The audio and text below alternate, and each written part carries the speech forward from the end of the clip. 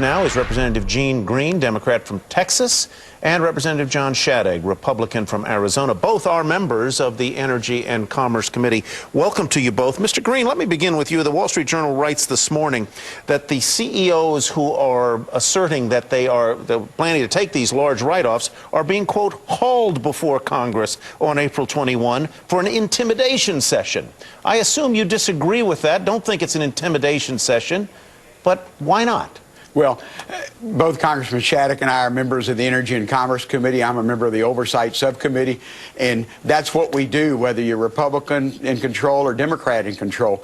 We have people come and testify and give us information. We want them, if the CEOs say that they're taking a write-down, we want them to come and defend it. I think part of it's true. It is an accounting. They have to publish that, and they have to announce it because of the accounting rules. But I also know that all these major companies will also save money on their health care because they already cover all their employees. So if they're doing what they're supposed to be doing by taking the write-downs as they're required to under accounting rules, why have a hearing, Congressman Green? The difference is that because they're only looking at one segment of the bill. In fact, I would ask people to go to the HoustonChronicle.com today. In the business section, there's an article about this. This law was passed in 2003 and let corporations do this to cover their employees so they wouldn't go into Medicare Part D, their retirees. Right. It's corporate welfare at its worst, Let me get according to Leon here. Steffi and the Houston Chronicle. Forgive me for interrupting, Congressman Green. I want to get Congressman Shadegg in here to respond to what you've just said and address most specifically the idea that this is an intimidation session. Do you expect it to be that? It clearly is intimidation. There's no question about it, and it follows a pattern. When one of the energy company executives, David Sokol, came in and said cap and trade wouldn't work, the committee, within literally minutes of his testimony, sent a letter demanding that he produce all kinds of documents. When I think Humana sent out a letter to the recipients of its health care plan saying that Obamacare would harm them, the Obama administration immediately tried to intimidate them. This is, in fact, a pattern of intimidation. What Democrats don't like is that, in point of fact, these disclosures by these large companies, the write-downs, are compelled by law. And I'm glad my friend Gene Green admits that. And he wants to say that this is corporate welfare. It's really not corporate welfare. It's a benefit to those companies' retirees.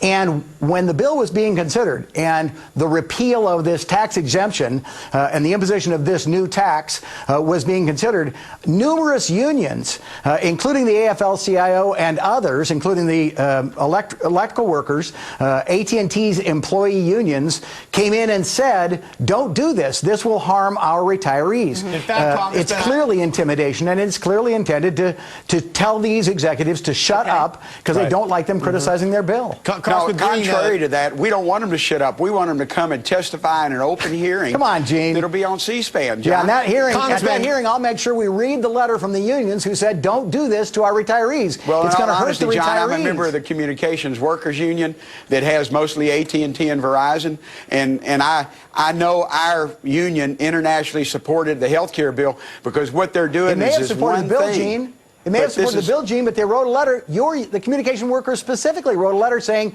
don't attack this benefit for our retired employees. The specific provision within the bill. They supported the overall bill, but it was this you're specific right. They supported the overall bill, but this is like in a baseball game attacking one pitch when you have 9 innings. These companies you guys will are benefit attacking from the pitch. this bill.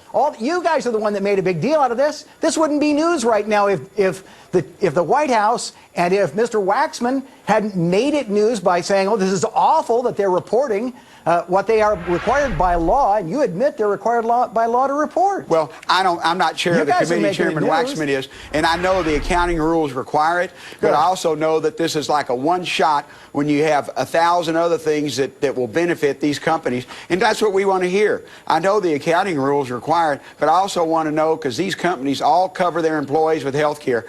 The Business Roundtable last year said that they would save almost $3,000 off their employee health care if we covered more people instead of just the large companies covering their own. So there's an estimate out there, this is a good way to look at it. 1.5 to 2 million retirees might lose their drug benefit as a result of this repeal. I think there's a risk that those people are going to rebel and come after the people that voted for this bill. Well, Americans they don't won't like rebel because they don't those like companies Congress have a taking away contract. their benefits. This is going to take away their benefits. If I don't get Dennis in here, he's going to have an apoplectic fit. Okay. Go ahead. Congress, Quick question. I just want to point out, gentlemen, that one study shows 3,500 companies representing 6.3 million retirees are going to take $14 billion in charges. It's accounting law. In the White House, Valerie Jarrett, the liaison to companies, says they are not politicking with this. They're just following accounting rules. There is no need, Congressman Green, for this hearing at all, is there? It definitely is a need for the hearing because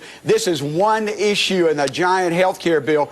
I want to hear from those CEOs, not only on this accounting gimmick for their retirees, but how much then they're going to save out of their health care plans. It's a public hearing. Members and senators question people all the time. Thank you, gentlemen. Congressman Green, thank you very much. Congressman Shadegg, appreciate your time.